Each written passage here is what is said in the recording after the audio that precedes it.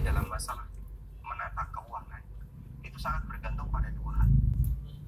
Yang pertama adalah uruf yang berlaku di masyarakat, posisi tradisi yang berlaku di masyarakat, yang itu terus mengalami perubahan.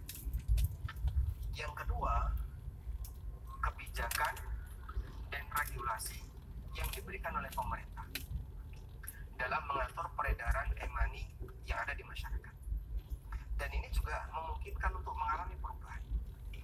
Sehingga karena dua-duanya memungkinkan untuk mengalami perubahan, maka terkadang ya, kondisi e-money antara satu waktu dengan waktu yang lain itu berbeda. Mungkin sekitar tahun 90-an kita tidak pernah kebayang akan ada seperti ini. Dulu sudah ada beberapa bentuk nilai tertentu yang itu bisa dijadikan sebagai alat belanja, seperti voucher misalnya ya, atau pulsa dan yang lainnya. Dalam perkembangannya ternyata modifikasinya sangat banyak sehingga berubah menjadi sesuatu yang lain. Nah, perubahan-perubahan ini terkadang bisa menyebabkan sebagian asatidzah mereka melakukan perubahan dalam membuat fatwa atau menyampaikan penjelasan tentang kasus yang dulunya pernah dia bahas. Sehingga kadang melihat kasus A karena itu terbatas pada saat beliau membahas, beliau ngasih fatwa A. Ketika terjadi perubahan, beliau dapat laporan yang baru, kemudian dia ngasih fatwa B.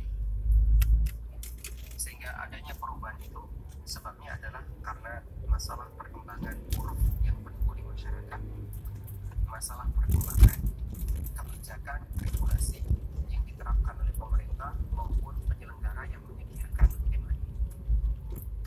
Karena itu, ketika ada seorang asatidzah, beliau menyampaikan sebuah fatwa terkait kasus e-money atau kasus yang sifatnya kontemporer tertentu. Pertama yang perlu kita pahami adalah bahwa fatwa beliau itu dibatasi oleh huruf yang berlaku ketika saat. Yang kedua, regulasi yang baru muncul ketika saat. Kalau ternyata dalam perjalanan misalnya mobil mundur nggak ada lampunya, kirain memang diam di situ. Mobil ini mobil apa namanya? Preman, BPRP. Semarang tahun berapa? Kirain lagi parkir tiba-tiba mundur.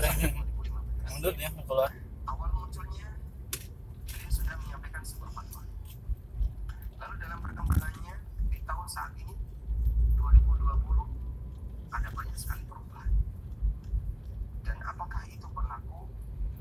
Kita perlu memahami penjelasan beliau ketika itu dibatasi oleh kondisi huruf yang saat itu sedang berlaku dan kebijakan yang saat itu baru ada.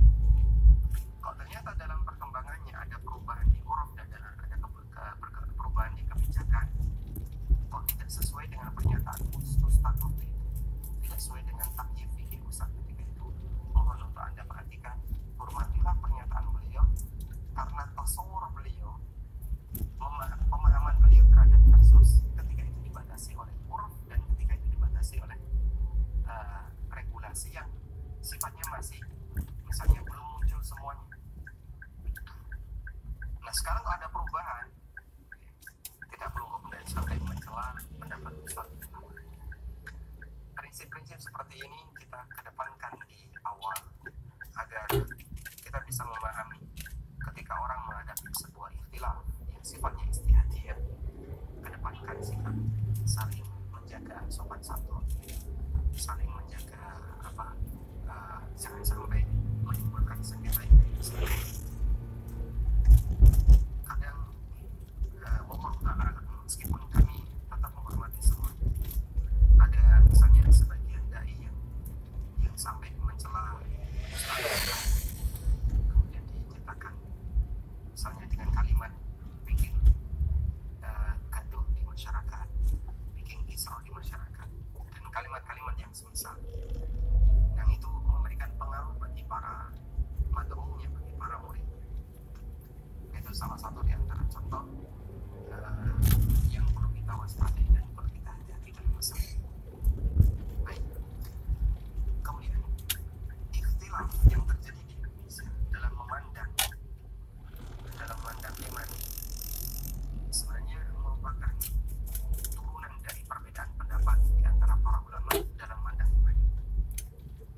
Jika sebagaimana mereka khilaf, di sini para asatidzah juga khilaf.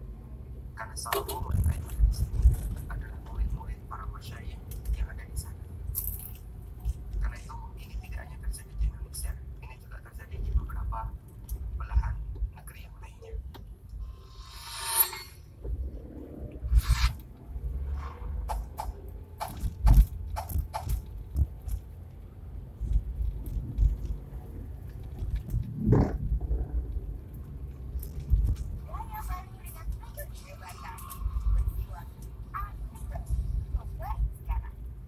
Kopi kapal api signature kemasan botol siap minum.